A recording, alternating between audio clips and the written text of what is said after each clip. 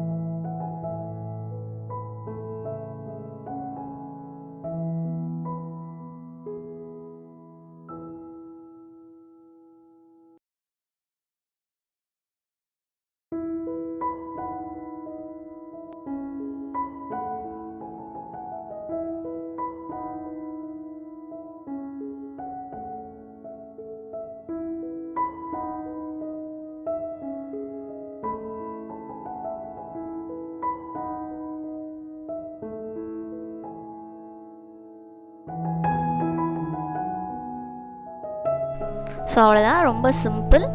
இந்த ஸ்டிச்சையும் மறக்காமல் ட்ரை பண்ணி பாருங்கள். ஸோ மற்ற வீடியோஸையும் எங்களோட பிளேலிஸ்ட்டில் செக் பண்ணி பாருங்கள். தேங்க்யூ.